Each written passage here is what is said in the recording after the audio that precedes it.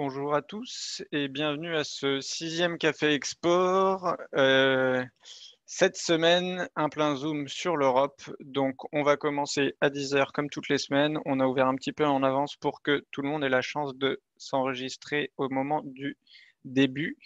Cette semaine, nous avions 150 inscrits juste avant le début de ce Café Export. Et donc, deux invités cette semaine, Dan de Cielé, qui va nous parler un petit peu du développement international de Cielé avec un petit focus sur leurs activités en Europe, et Stéphane, qui va nous parler un petit peu de la situation économique en Europe. Stéphane, qui nous vient des Trade Commissioners du Canada et qui représente le Canada au niveau de l'Union européenne. Donc, comme chaque semaine, on va avoir une partie sur les nouvelles et les actualités de la semaine, et puis ensuite un entretien avec Dan de Cielé, puis Stéphane qui nous parlera de l'activité économique de l'Europe et où nous en sommes en ce moment. Je vais laisser le temps à tout le monde de s'enregistrer. Juste pour vous rappeler que le webinaire est enregistré, qu'il est disponible en rediffusion sur notre chaîne YouTube de la Chambre et sur la page dédiée du Café Export sur notre site internet de la Chambre de commerce. Et ça me permet de remercier aussi nos partenaires économiques, le Développement économique Canada et le ministère de l'économie et de l'innovation au Québec qui nous permettent de développer ces cafés export et qui nous soutiennent financièrement dans cette initiative.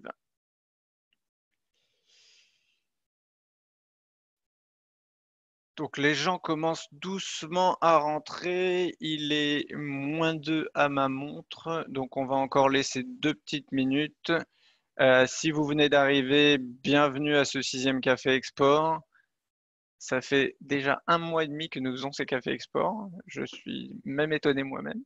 On n'est jamais à court d'idées. Cette semaine sur l'Europe, un plein zoom sur l'Europe avec 2 invités, Dan de Cielé qui va nous parler un petit peu de ses activités à travers le monde et notamment sur l'Europe, et Stéphane qui représente le Canada auprès de l'Union européenne qui nous parlera un petit peu de la situation économique au niveau de l'Europe et de l'Union européenne.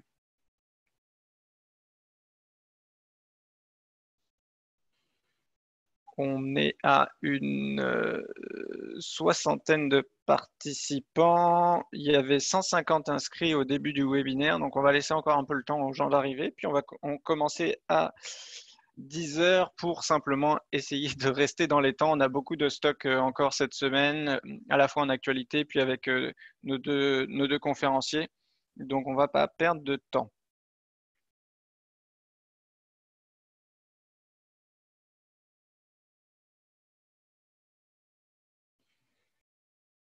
Sur cette dernière petite minute, je vais en profiter pour remercier l'équipe qui est derrière. Donc Jérémy qui s'occupe des questions, Benoît qui s'occupe de la veille et du contenu, et Céline et Anna qui nous permettent d'avoir aussi des entretiens avec des entrepreneurs et qui soumettent des idées aussi pour participer au Café Export. Donc merci à toute l'équipe de soutenir ce Café Export. C'est comme je l'ai expliqué il n'y a pas très longtemps, c'est un beau challenge de faire une session d'1 heure chaque semaine. Je me sens un peu comme un animateur radio toutes les semaines qui doit préparer son émission. C'est pas quelque chose qu'on a l'habitude de faire, mais on est plutôt content du résultat et on est content surtout d'avoir une audience régulière. Donc pour votre information, on est à peu près environ 170-175 inscrits par session et entre 100 et 120 participants sur chaque café export, voire plus 120, 130. Donc c'est plutôt des belles audiences par rapport à la modeste contribution que nous faisons. Il est 10 h à ma montre, donc bienvenue si vous venez d'arriver au 6e Café Export. Cette semaine, un plein zoom sur l'Europe. On va passer rapidement en revue les dernières actualités de la semaine. Puis ensuite, on va aller sur 2 conférenciers, Dan de Cielé qui va nous parler de ses activités en Europe. Puis Stéphane qui va nous faire un petit topo sur la situation économique au niveau de l'Europe.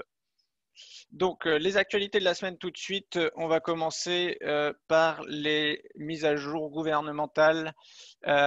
Donc, tout simplement, une petite information. Bon, c'est pas sans grande surprise le déficit canadien qui se poursuit en mars avec 1,4 milliard au vu du nombre d'aides et de soutien qui est mis à contribution pour soutenir l'économie, c'est pas l'économie et la société de façon générale, c'est pas étonnant. Une nouvelle intéressante qui nous dit que en fait le Canada, la Corée du Sud, Singapour, l'Australie et la Nouvelle-Zélande ont signé une déclaration visant à favoriser la relance économique. Qu'est-ce que ça veut dire concrètement? En fait, c'est que ces pays-là, en fait, ont mis en place des procédures pour accélérer les formalités douanières, faciliter donc les transports de la circulation des biens et des services et des personnes essentielles aussi. Ils facilitent donc la circulation des marchandises et ils s'engagent à ne pas mettre d'interdiction d'exportation, d'importation les uns envers les autres, tout simplement. Donc, c'est des pays, si vous êtes déjà exportateur vers ces pays, regardez ça ne va pas changer grand-chose, mais en tout cas, les procédures douanières devraient être facilitées. Et si vous n'avez pas de développement économique dans ces pays et que vous regardez un petit peu quels sont les pays qui pourraient être intéressants pour vous lors de la relance au moment de l'export, bah, ça peut être intéressant de regarder ces pays-là. Oui, ils sont loin.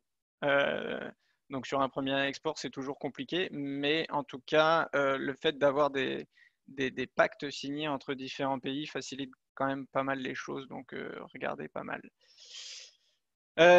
Ottawa qui promet 250 millions pour venir en aide aux industries agroalimentaires. On s'entend que l'aide est plus destinée aux agriculteurs que vraiment à l'industrie agroalimentaire de façon générale. Mais c'est une bonne nouvelle pour les agriculteurs, même si l'industrie agroalimentaire a bien performé. Je n'ai pas les chiffres exacts, mais c'est sûr qu'ils ont fait une très belle performance au vu de la demande sur les derniers mois.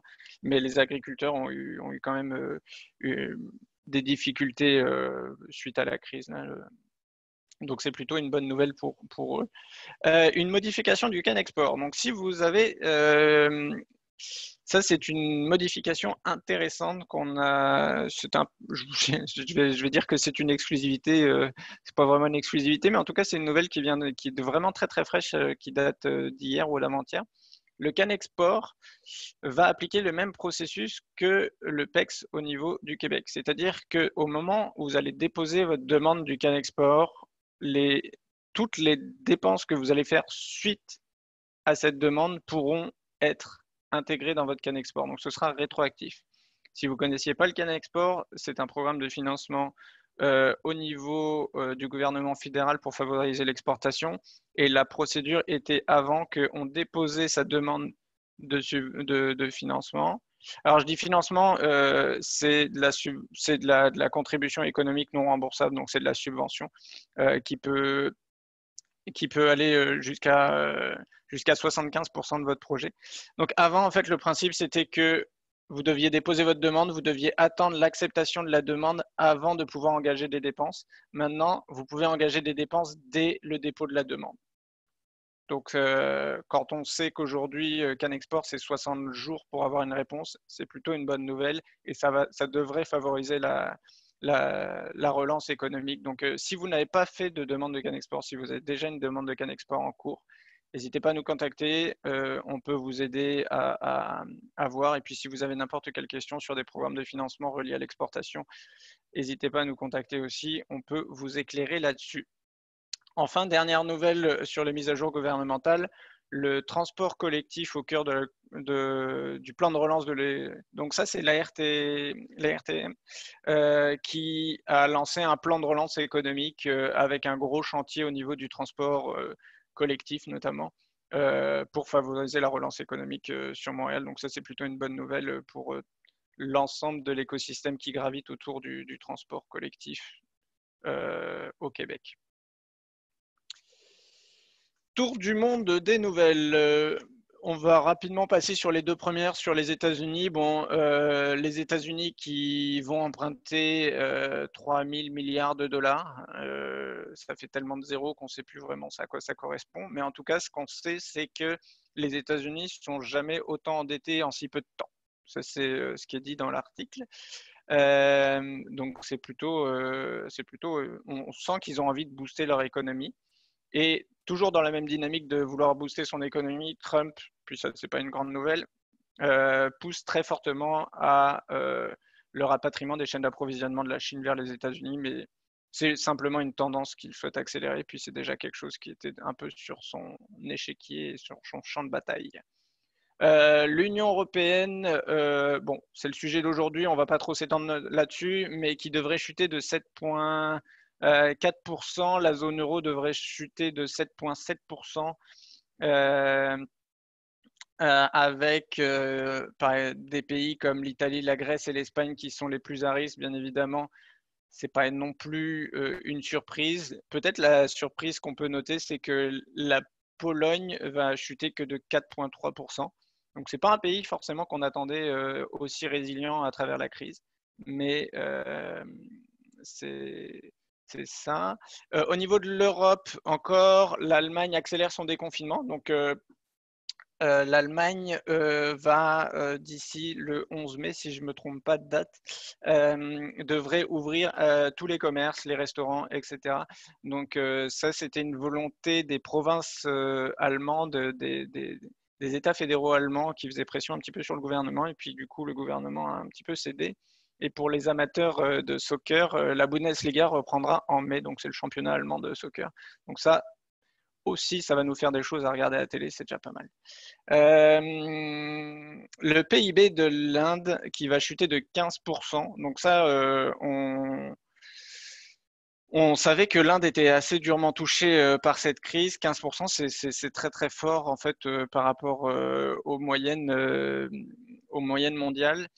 Donc si vous avez des activités en Inde, je sais qu'on a quelques entreprises qu'on suit qui ont des activités en Inde. Il y a vraiment un travail de réévaluation à faire parce que c'est assez violent au niveau de l'économie. Donc n'hésitez pas, si vous avez des questions, à venir nous voir. On peut vous aider à réévaluer vos activités de façon générale. On va passer aux autres bonnes nouvelles. Donc, trois petites nouvelles cette semaine pour rester dans les temps. Bonjour Startup Montréal, Desjardins et Google qui lancent un concours virtuel destiné à trouver des solutions innovantes. Donc ça, c'est plutôt une bonne nouvelle pour nous parce que ça veut dire que trois gros acteurs de l'écosystème technologique startup à Montréal lancent une innovation, un concours d'innovation pour booster les startups avec des bourses à la clé.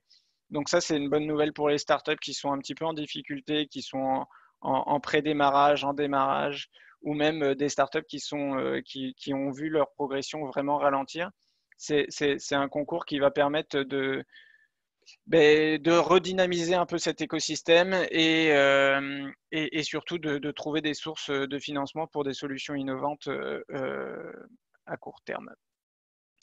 Un sondage de Montréal International a été réalisé aussi, donc ça c'est l'une des bonnes nouvelles aussi de la semaine, avec quelques chiffres intéressants. Donc 62% des filiales qui sont implantées au Québec et à Montréal a fortiori veulent maintenir leur investissement prévu au niveau de la province. Donc ça, c'est plutôt une bonne nouvelle.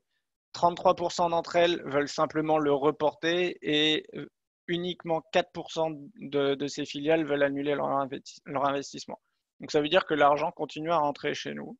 Donc c'est des bonnes nouvelles parce que plus on a de filiales internationales sur Montréal, au Québec et au Canada de façon générale, plus c'est facile d'exporter, puisqu'on peut passer à travers ces filiales pour se propager à travers le monde. Et enfin, un autre chiffre intéressant, c'est que 37% de ces filiales aussi maintiennent leur plan d'embauche. Donc, il y a aussi un développement de l'activité et de l'emploi qui va être maintenu.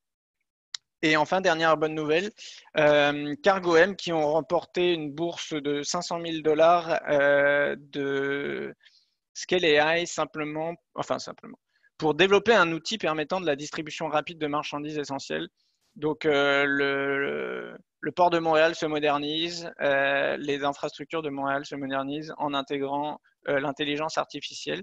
Donc ça, c'est plutôt une très bonne nouvelle. Et puis, ça va être intéressant de suivre pour répondre aux besoins des exportateurs et des importateurs, bien évidemment, à court terme. Ça fait un petit peu le tour de nos news de la semaine. Il est 10h11, je suis parfaitement dans les temps. A-t-on des questions, Jérémy? Donc, bonjour à tous. Au niveau des questions, c'est toujours très tranquille pour le moment. On en a une qui vient tout juste d'arriver de Kim. Dans la section de bonnes nouvelles, donc 62% des filiales, qu'est-ce qu'une filiale pour avoir accès au marché international? Qu'est-ce qu'une filiale fait pour avoir accès? Donc, la question était mal formulée. Non, mais je vois le sens de la question. Ce que je disais, en fait, c'est que donc, les filiales sondées, ce sont des filiales étrangères qui viennent s'implanter sur Montréal ou au Québec. Donc, imaginons typiquement, on va prendre un cas assez concret, L'Oréal qui a une filiale à Montréal. Ben, le fait de faire affaire avec Montréal, avec L'Oréal Montréal, va vous permettre plus facilement d'aller vendre à L'Oréal France, L'Oréal Singapour, etc., puisque vous avez déjà une référence au sein de cette organisation. Donc, en fait, plus vous avez un pool de filiales important au niveau du Québec et sur votre marché local, plus c'est facile, entre guillemets, et puis facile, je pèse mes mots, hein, c'est pas facile, mais en tout cas, ça donne des opportunités d'aller se servir de ce vecteur pour aller se propager à l'international et d'avoir des références à l'international. Le plus compliqué quand on se développe à l'export, c'est d'aller développer une première référence sur un marché étranger. Donc, à travers vos clients existants qui peuvent vous emmener à l'étranger, c'est intéressant. Parfait. Sans plus tarder, je pense qu'on va intégrer Dan à la discussion, puis on va pouvoir basculer à la prochaine section. Donc, je vais activer la caméra et puis le micro de Dan. Donc, rebonjour Dan. Bon matin. Ben, merci d'être avec nous, Dan. Et puis, on va le faire sous forme d'entretien pour tout le monde. L'idée, c'est que Dan va nous partager un petit peu où en est Cielé Athlétique en ce moment et puis un petit focus sur le marché européen. Peut-être tu peux commencer par nous parler un petit peu de Cielé pour les gens qui ne connaissent pas. Qu'est-ce que Cielé? Qu'est-ce que vous faites? Où vous en êtes? Oui, exactement. On est une compagnie du équipement de course à pied. On a commencé avec les casquettes, fait que les casquettes Thierry. Puis on a commencé en 2014. La compagnie est basée à Montréal. Puis là, on vient toujours cette année de lancer des t-shirts, des chandails. On est vraiment, vraiment petit. On est une équipe en ce moment de 7 personnes à temps plein, quelques personnes, des consultants, puis un réseau de créatifs autour de nous. Mais on est vraiment en pleine croissance. Ça fait année après année, on a vraiment une bonne augmentation. Mais ça reste qu'on est quand même très petit. On est toujours en mode start-up, même si c'est la 6e année de la compagnie. Super. D'ailleurs, je tiens à te remercier pour votre information. Dan est basé à Vancouver, donc il est très tôt le matin chez lui. Et aujourd'hui, dans le Café Export, on va faire le grand écart entre Vancouver et Bruxelles en Belgique. C'est ça, un petit peu, quelle est votre situation au niveau de l'international où vous êtes développé? Vos chaînes d'approvisionnement, elles sont situées où? Juste pour qu'on ait un petit peu une idée. Oui, rapidement. Mais nous, on fait la distribution au Canada puis aux États-Unis. On a une force de vente de 8 personnes ou de 8 représentants indépendants ou des agences. Fait qu'on s'occupe de Canada et États-Unis. On fait toute la vente en ligne. Ça part de Montréal. On a 2 exceptions qu'on vient de lancer cette année. Fait que tout ce qui est en bleu sur la carte, c'est les compagnies dans lesquelles on a un partenaire de distribution. On a 5 partenaires en ce moment. Puis qu'est-ce qui est en mauve, c'est un distributeur qui fait aussi l'exécution de vente en ligne. Fait qu'on a un site en japonais, puis on fait l'exécution parmi notre distributeur en Japon pour les commandes en ligne. Fait que c'est de Japon à Japon. Fait que c'est moins cher pour les consommateurs. C'est une expérience locale. Puis on fait la même chose en Australie puis Nouvelle-Zélande. En termes de chaîne d'approvisionnement, en ce moment, tous nos produits sont faits en Chine. On a déjà fait des produits au Canada, puis il y a eu quelques problématiques. Fait qu'en ce moment, tout est fait en Chine. OK. Donc, si je résume un petit peu, vous développez l'Amérique du Nord de façon plus ou moins interne. L'Europe, vous avez un distributeur unique qui couvre l'ensemble de l'Europe, mais de façon physique. Oui. Et puis, sur le Japon, l'Australie et la Nouvelle-Zélande, vous avez des distributeurs qui font physique et online, c'est ça? C'est ça, exactement. Fait qu'on a, puis on est pas loin de 400 détaillants, 400 portes partout dans le monde. OK, intéressant. Ce qui m'amène à votre situation plus spécifique sur l'Europe. J'ai un peu développé l'Europe, mais est-ce que tu peux nous parler justement de votre stratégie sur l'Europe, puis un petit peu comment vous... Oui, puis notre distributeur, c'est le distributeur qu'on a depuis le plus longtemps, qui est basé en Royaume-Uni.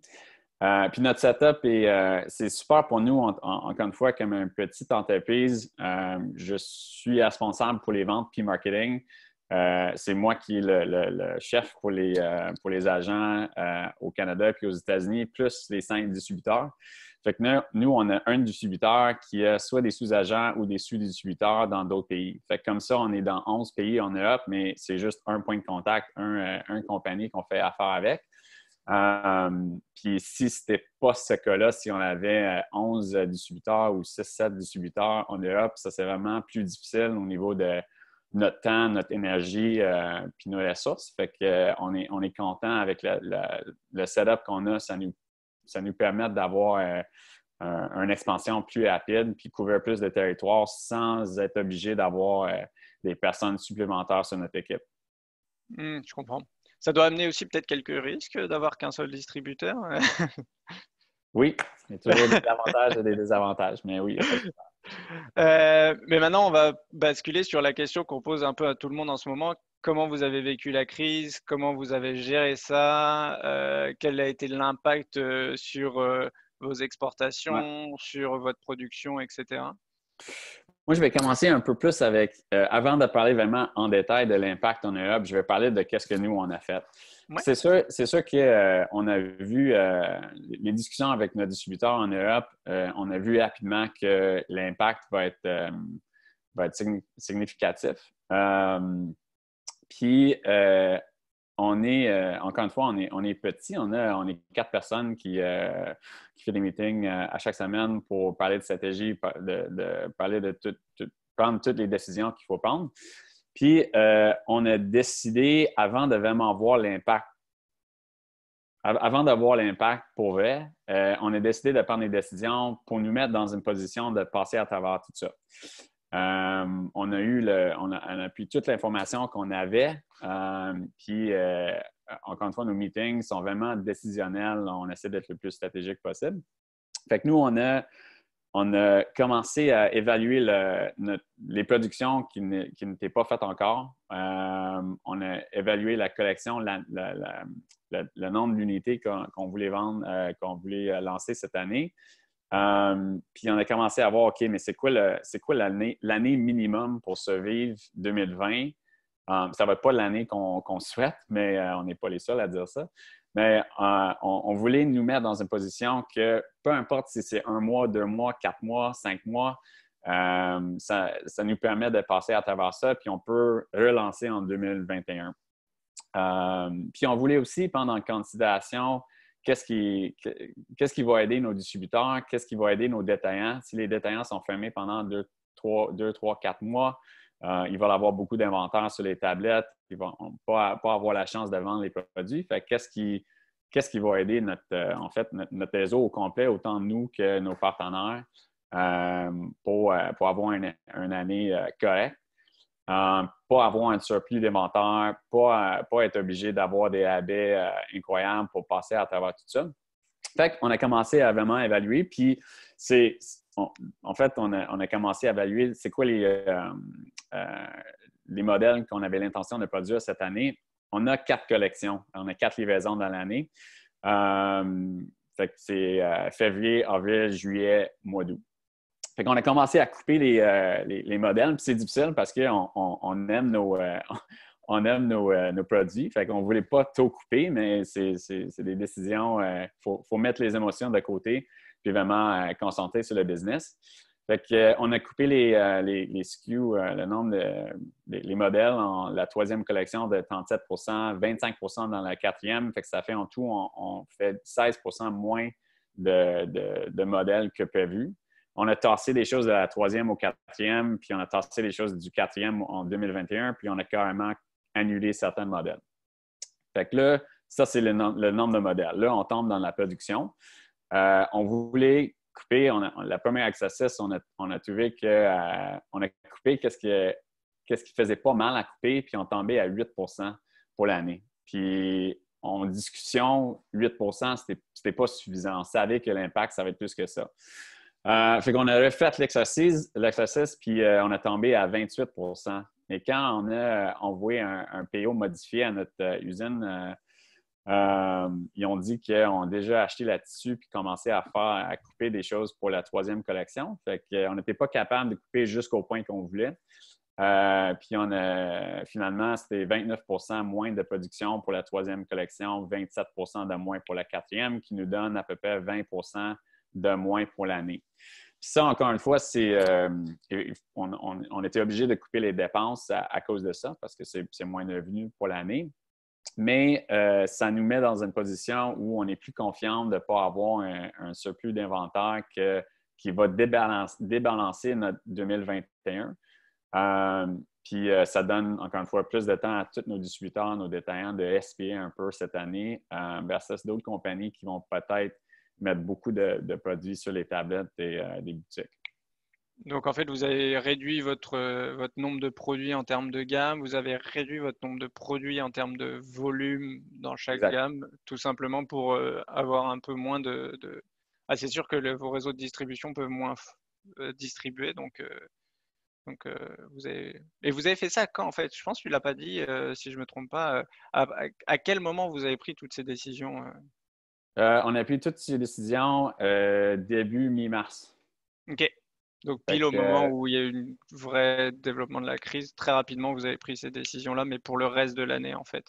Oui, exact. Puis encore une fois, on voulait prendre des décisions avant que ça soit trop tard, on voulait prendre des décisions. Puis c'est ça, notre gang, on est vraiment, encore une fois, on essaie d'être stratégique puis décisionnel. Fait que je suis content qu'on a pris ces décisions-là.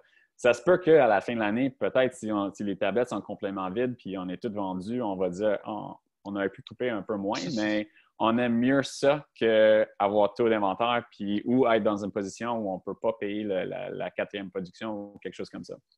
Clairement. La dernière chose, puis ça va combler avec l'impact, surtout en Europe.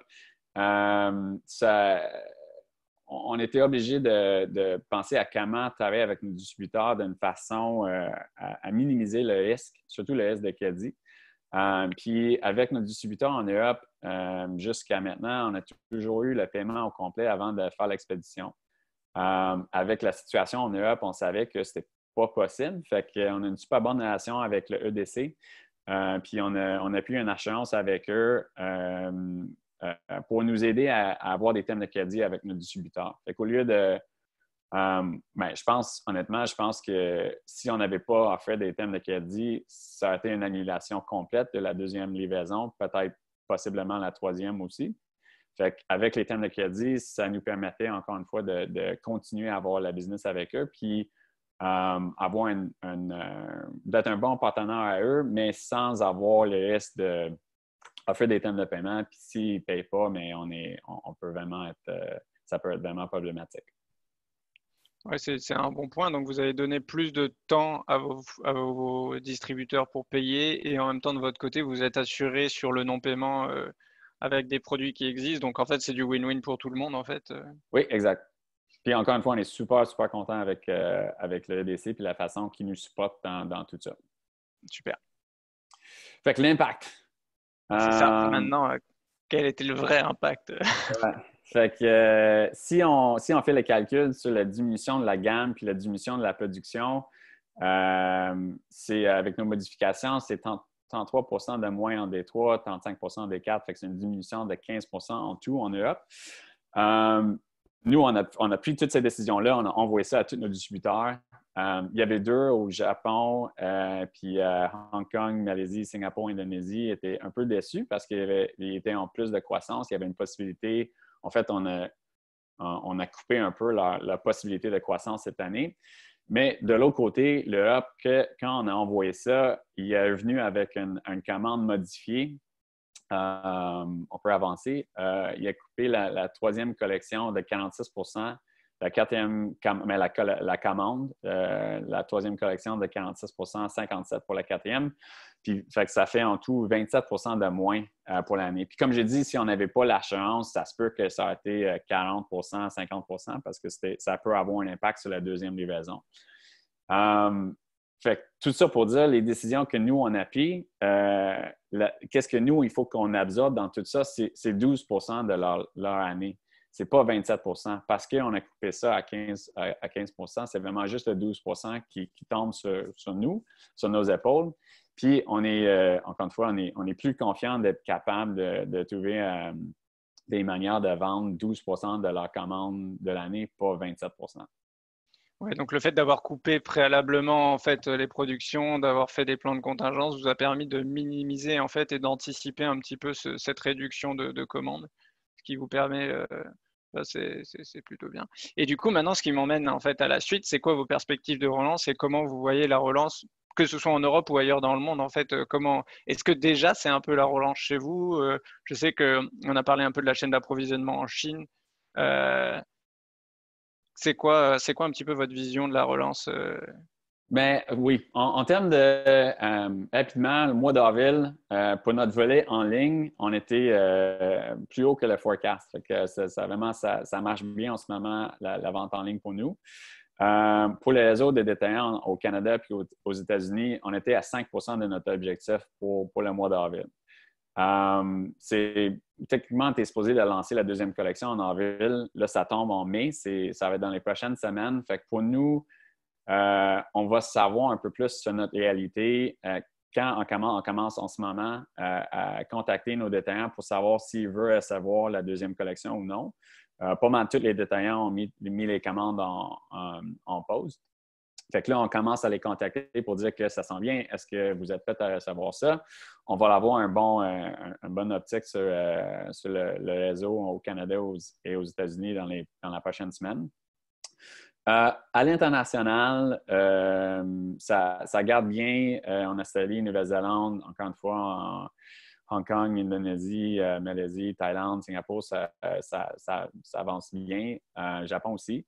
En Europe, on a un plan qu'eux, ils ont soumis il y a 2 ans avec un plan de croissance qui faisait un peu ça. Fait que c'était une augmentation d'à peu près 50%, 60%, après ça, 20%, 15%, 15%, 10%. Moi, mon plan, c'est dans les prochains jours, je vais présenter quelque chose à notre distributeur qui est un plan, vraiment un plan de croissance plus agressif qui inclut pas nécessairement un nettoyage, mais plutôt un audit de le réseau de détaillants en Europe, dans leur pays, mais aussi qui peut inclure la vente en ligne. Fait qu'on est vraiment, comme on a fait au Japon puis Australie et Nouvelle-Zélande, on est capable d'avoir des meilleurs chiffres si on fait la vente en ligne, l'exécution localement en Europe. Fait que moi, je vais proposer quelque chose, mais c'est vraiment, ça va être à peu près 130% d'augmentation pour 2021, puis 80% pour le 2022. Fait que c'est vraiment un plan de croissance agressif. Il faut, dans tout ça, il faut évaluer tous les scénarios possibles parce que, encore une fois, même les compagnies qui sont forts ont des problèmes en ce moment. Fait que nous, il faut qu'on pense à tous les scénarios pour l'Europe. On a notre plan A. On va voir ça va être quoi la réponse. Puis ça va nous guider à voir combien de scénarios différents est-ce qu'il faut qu'on évalue. Donc, en fait, vous allez proposer un plan ambitieux, mais vous leur développez aussi une nouvelle ligne, un nouveau canal de distribution avec les ventes en ligne. Et surtout, en ce moment, on sait que les ventes en ligne, vous l'avez remarqué, ça explose. Donc, c'est quand même intéressant aussi de votre côté. Oui, Peut-être puis la vente en ligne, Ouais.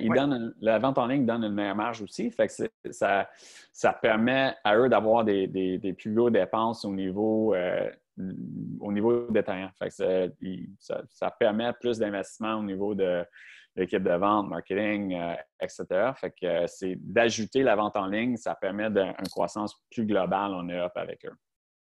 Peut-être une question, mais sans vouloir te piéger, mais pourquoi pas avoir tout de suite fait de la vente en ligne pourquoi avoir commencé par le commerce de détail avant la vente en ligne parce qu'on peut penser que c'est plus rapide et plus facile, en fait, entre guillemets, de vendre en ligne.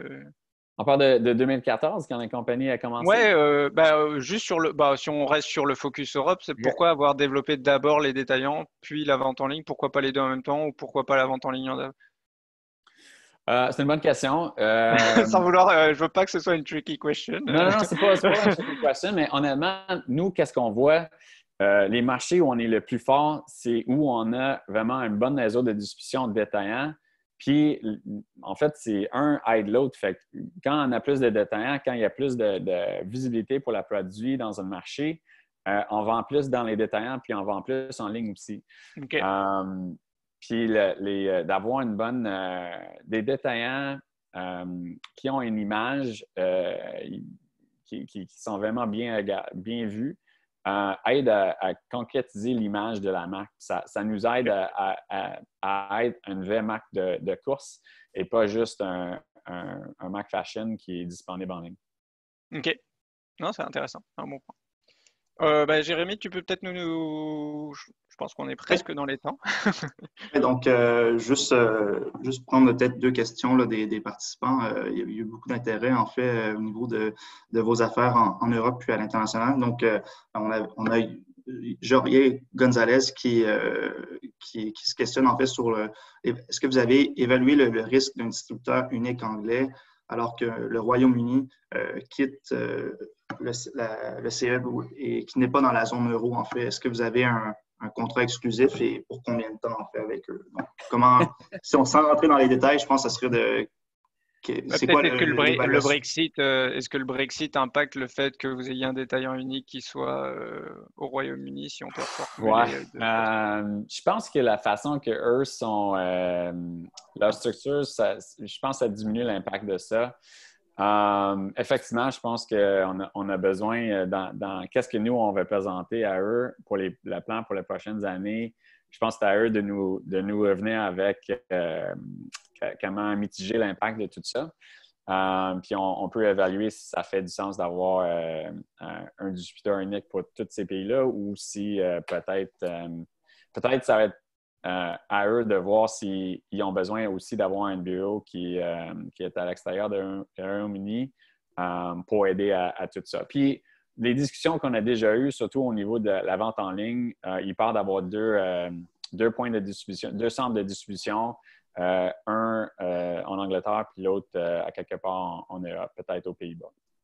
D'accord, ben, parfait. Peut-être une dernière question rapidement. Là, en allongeant votre réseau de distributeurs, est-ce que vous demeurez compétitif? Je pense qu'on a répondu à la question, mais juste l'utilisation des distributeurs en tant que tel, est-ce que ça nuit à votre compétitivité?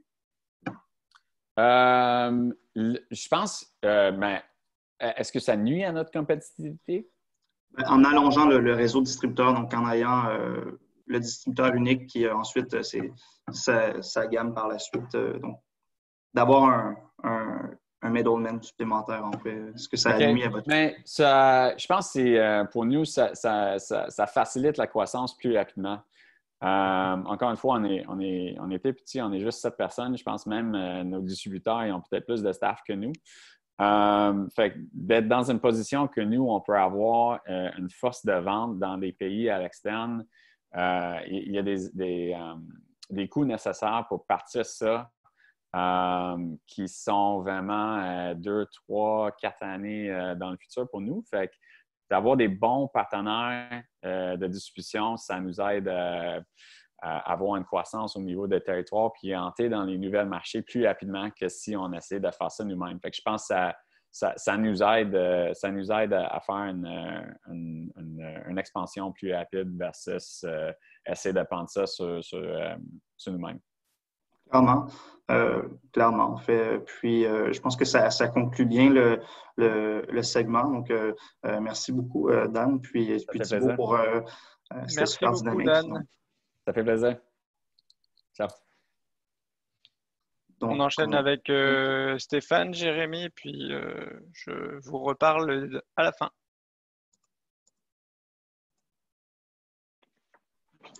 Donc, la parole est à toi, Stéphane. Bonjour tout le monde. Bonjour Thibaut. Alors, oui, moi, j'ai une présentation pour vous ce matin. D'abord, je me présente, Stéphane Lambert. Ici, je suis basé à Bruxelles à la mission du Canada auprès de l'Union européenne. Je suis le chef du commerce. Alors, aujourd'hui, je vais vous parler de trois choses essentiellement. D'abord, faire le point sur le commerce Canada-Union européenne, où on en est, ou plutôt où on en était jusqu'à il y a 3 mois. L'impact du COVID-19 sur l'Europe, sur le marché, qu'est-ce que ça peut vouloir dire pour les exportateurs québécois, canadiens, et ensuite discuter un peu des conseils aux entreprises. Alors, jusqu'à il y a 3 mois, le commerce se portait plutôt bien. On avait des belles perspectives d'avenir. Ce que vous voyez ici sur le graphique, c'est le commerce mensuel entre le Canada et l'Union européenne au cours des 5 dernières années. Je dirais que le commerce a presque doublé dans la dernière décennie. Vous voyez juste les 5 dernières années. L'Union européenne compte maintenant pour 12% de nos exportations. C'est vraiment notre deuxième plus grand partenaire commercial en tant que marché intégré. La croissance de nos exportations et de nos importations s'est vraiment accélérée avec la mise en vigueur de l'AECG en septembre 2017.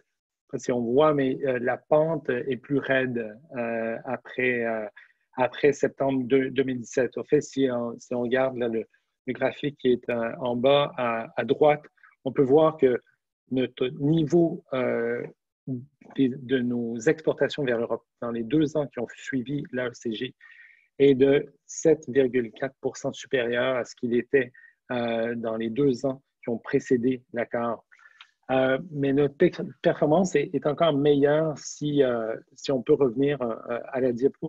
Notre performance est encore meilleure si on enlève ce qui a affecté un peu nos résultats, qui sont l'or et les métaux, qui n'ont rien à voir avec la FCG, qui ont été affectés par le cycle des commodités au niveau mondial.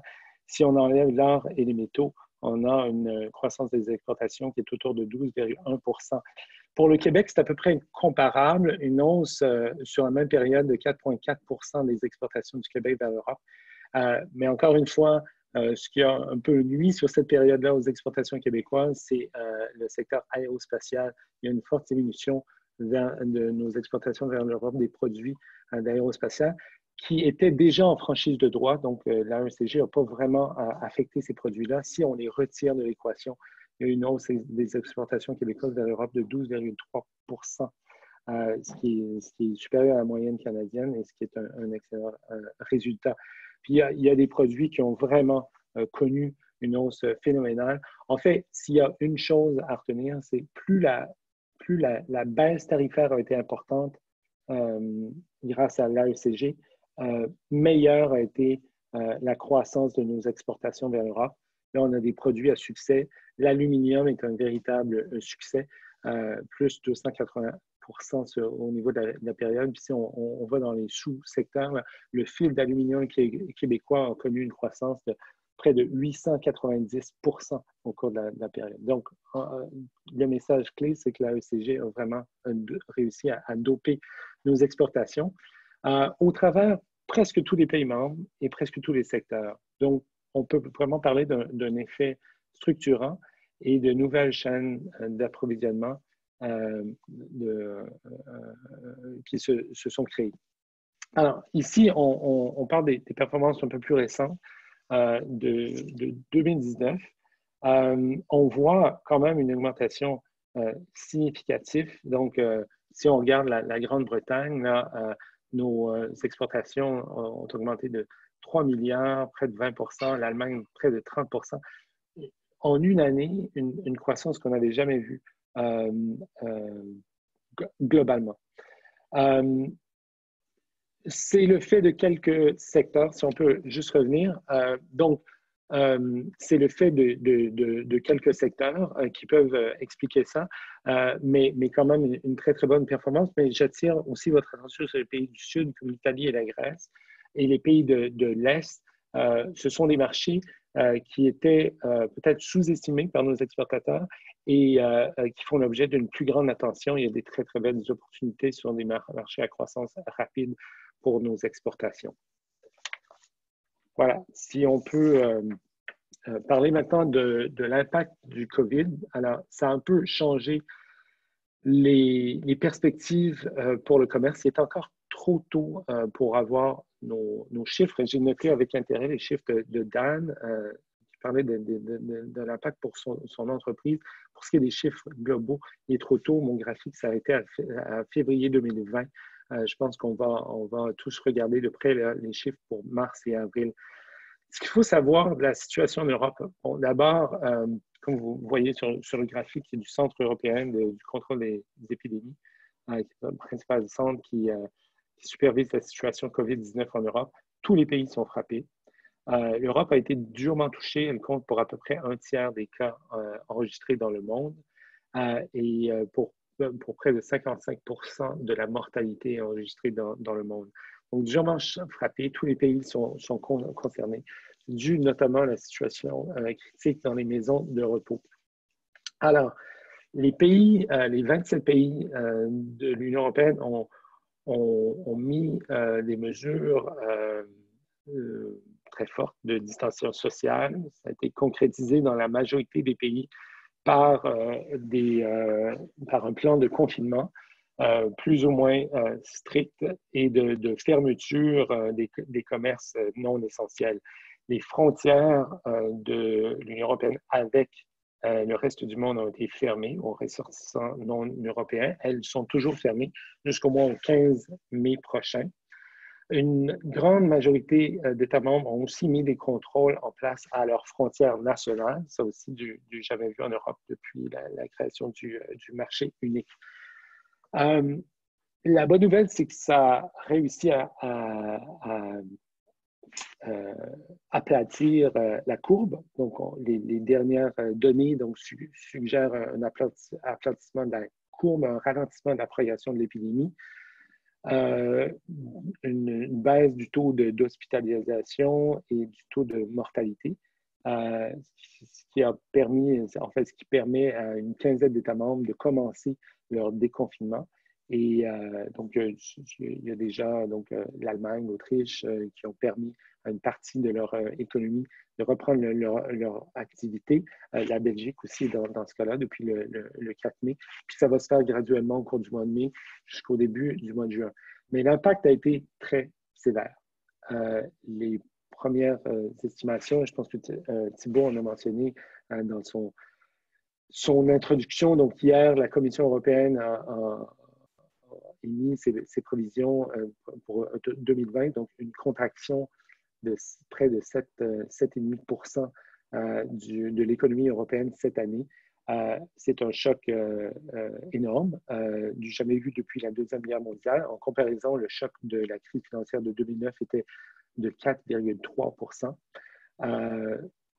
Ça a entraîné aussi de nombreuses défaillances d'entreprises. On parle d'un bond de 18 % en moyenne des faillites d'entreprises au travers l'Europe. Une chute de la consommation, 9 % de la consommation privée, une baisse des importations. Et là, je vous ai mis les prévisions de l'économiste en chef du commerce, donc une baisse de plus de 9 % des exportations qui sont prévues pour 2020. Les restrictions, donc il y a beaucoup de restrictions qui ont été mises en place à l'exportation à l'intérieur de l'Union. La Commission est intervenue, mais il y en a certains qui restent. Donc, des contrôles médicaux au niveau des personnes qui traversent les frontières de l'Union. Mais ça a entraîné des délais. Au tout début de la crise, mais ça perdure malheureusement dans de nombreux cas, donc des kilomètres et des kilomètres de fil aux frontières. Ça perdure dans certains cas autour des pays d'Europe de l'Est, des pays de la Baltique et autour de la Suisse, qui fait partie donc, du marché unique. Ça entraîne des problèmes de logistique au niveau de la chaîne d'approvisionnement. Ça approfondit la crise économique, si je peux dire. Des restrictions aussi au niveau de l'exportation de certains produits agricoles mises en place par la Roumanie, la Bulgarie, des restrictions au niveau de l'exportation de produits médicaux, d'équipements médicaux, et certains restent en place par l'Italie, la France et la Belgique, par exemple, et qui donc perturbent les chaînes d'approvisionnement. Du côté peut-être un peu plus positif. Je sais que les graphiques que je vous montre ici ne sont peut-être pas rassurants. Ça, ici, ce sont, au moment où j'ai préparé cette présentation, les chiffres de la Commission n'étaient pas encore sortis.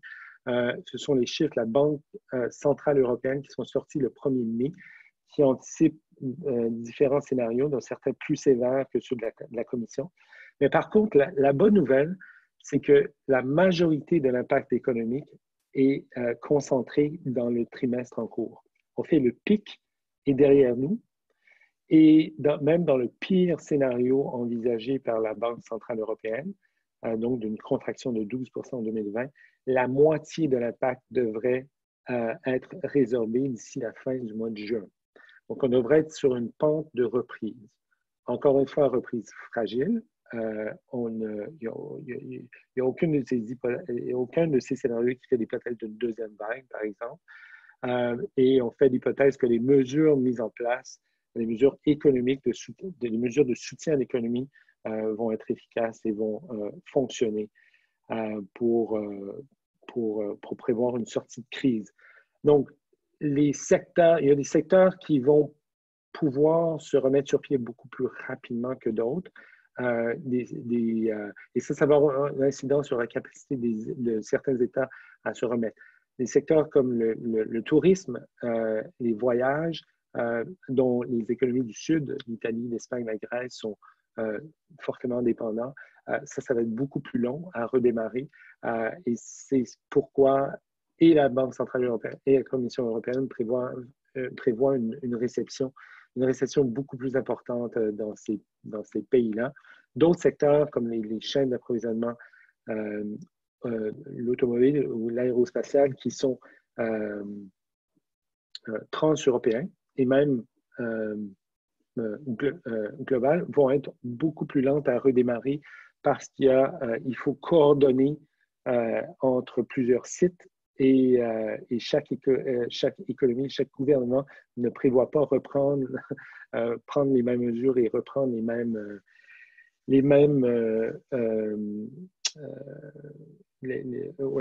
on pas le même plan de déconfinement qui coïncide au même moment.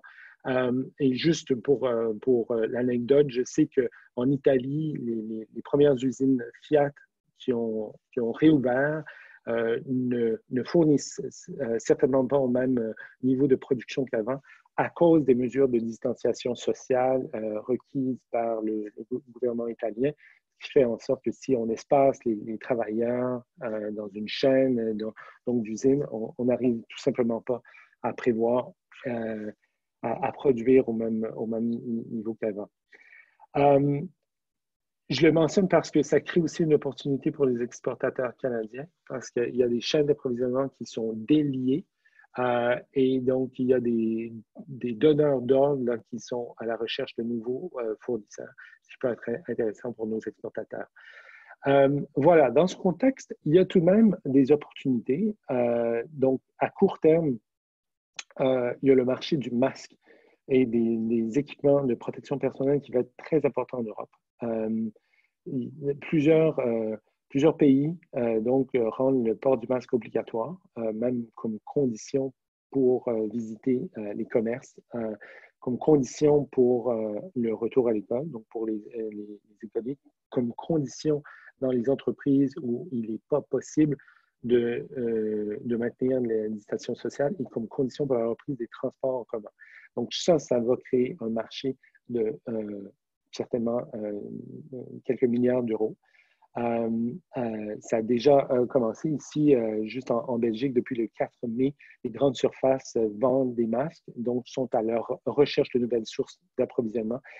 Et le commerce vers l'Europe de ces produits-là est facilité. La Commission européenne permet même d'éliminer, donc au gouvernement d'éliminer la TVA sur les masques et de rendre les procédures douanières beaucoup plus importantes.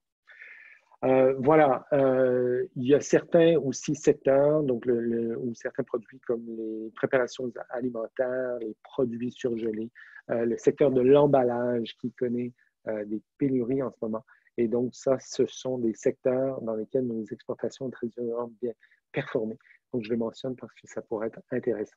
Avec la reprise, il va y avoir certainement d'autres opportunités. Voici un aperçu qui existait juste avant la crise et on s'attend à ce qu'avec la reprise de l'économie, ces États membres qui se fondaient sur leurs importations pour combler leur manque dans ces secteurs-là fassent appel aux importations. Mais c'est un aperçu. Je vous conseille certainement de faire appel à nos services. À la fin de la présentation, il y a des informations de contact de notre équipe au bureau régional de Montréal qui va se faire un plaisir de vous fournir de l'intelligence d'affaires sur votre marché dans votre secteur. Donc, je vous encourage à faire appel à leurs services. Parlant de services, deux choses à mentionner. Donc, la crise ici a mis en évidence le rattrapage que de nombreuses entreprises européennes ont à faire dans le domaine des services numériques et des technologies de l'information et des communications. Sur ce plan, l'Europe est, et on prévoit qu'elle reste, le plus grand importateur au monde de services digitaux et de services numériques.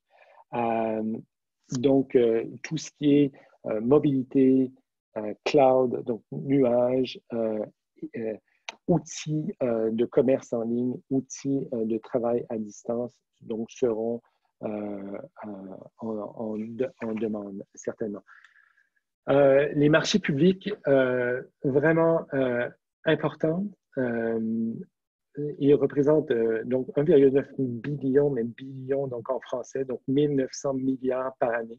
On a 250 000 agents contractants qui chaque jour émettent pour 1700 appels d'offres, donc c'est énorme. Je le mentionne parce qu'avec l'AECG, on a un accès sans précédent au marché public européen.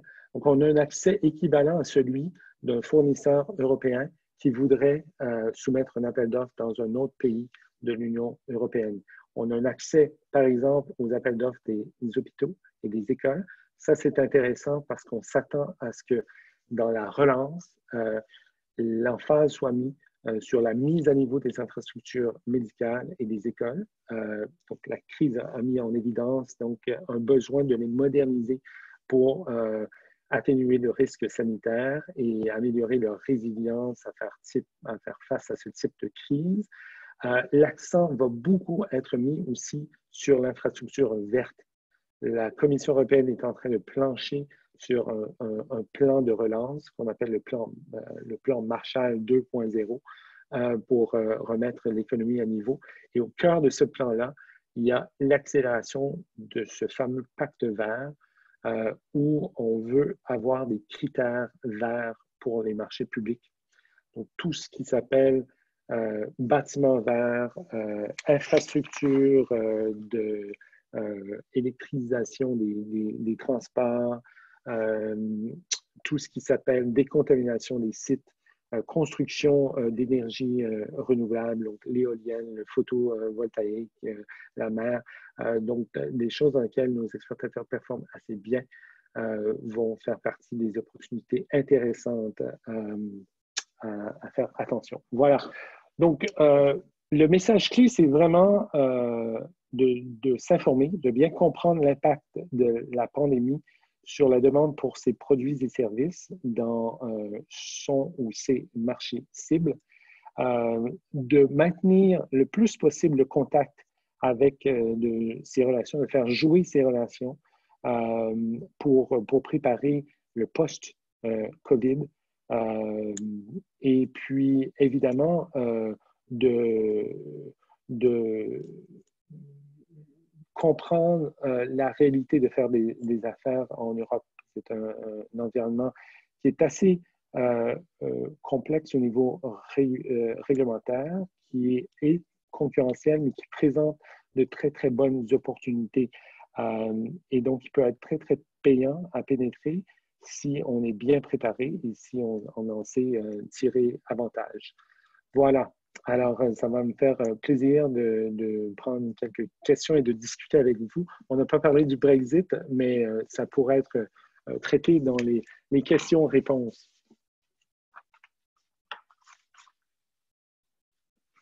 Donc, au niveau des questions, pour le moment, là, justement, les gens n'ont pas posé de questions pour le moment. Je pense qu'on pourrait peut-être ouvrir la paire de questions sur la question du Brexit. Ça pourrait bien commencer la discussion. Là, on a quelques minutes encore. Pour ce qui est de la situation, donc l'ambition, c'est toujours de conclure un accord de libre-échange entre l'Union européenne et le Royaume-Uni d'ici la fin de l'année. Le Royaume-Uni a inscrit dans sa loi de retrait de l'Union européenne la date donc, du 31 décembre 2020. Donc, tant qu'il n'y a pas une demande qui est faite et un accord mutuel et un changement de la législation britannique, le Royaume-Uni se prépare à sortir de l'Union européenne, accord ou sans accord, donc en date du 31 décembre de cette année. Pour ce qui est de notre propre relation commerciale avec le Royaume-Uni, pour l'instant, elle a toujours lieu sous les termes de l'AECG. Pour ce qui est de l'après, alors l'engagement de part et d'autre, donc entre le Canada et le Royaume-Uni, c'est de travailler pour mettre en place les conditions qui permettraient une transition sous les mêmes termes, donc une transition seamless. Parfait. Mais juste un mot sur les opportunités, parce que dans la slide sur les services, c'était mentionné. Ça a un impact sur la demande de services financiers en Europe, parce qu'il y a maintenant tout un dédoublement de l'architecture de services financiers, alors que des banques, des institutions financières importantes ouvrent un nouveau point de service dans l'Europe des 27 pour pouvoir desservir ce marché-là. Donc, pour nos firmes, c'est aussi un marché assez intéressant. Merci beaucoup, Stéphane. Merci beaucoup. Juste dernière question au point. Pour te contacter, le plus simple, c'est quand même de contacter le bureau des Trade Commissioners à Montréal qui vont te relayer l'information. Oui, c'est ça, mais vous avez aussi mes coordonnées ici sur la slide et puis je pense qu'on va distribuer les présentations. Donc, ça me ferait plaisir aussi de prendre quelques questions, mais effectivement, la porte d'entrée dans notre réseau, c'est le bureau de Montréal qui est mieux à même de développer un plan personnalisé pour vous. C'est super. Merci beaucoup, Stéphane. C'était très pertinent, très belle présentation. J'espère que ça vous a plu aussi. Il me reste une petite minute pour conclure tout ça. Donc, merci à tous d'avoir assisté à ce 6e Café Export. Comme chaque semaine et comme tous les jours, la Chambre se mobilise pour vous. N'hésitez pas à regarder nos sites Internet. Et à la semaine prochaine avec une thématique sur les États-Unis et sur le commerce aux États-Unis en temps de crise, avec deux entretiens, enfin plutôt un panel en fait que je vais animer entre une entreprise qui fait du commerce non essentiel et une entreprise qui est plutôt sur le commerce essentiel. Et vous retrouvez l'ensemble de nos cafés export sur notre page YouTube ou sur notre page web dédiée sur notre site internet de la Chambre de commerce. Merci à tous, bonne fin de journée et à la semaine prochaine.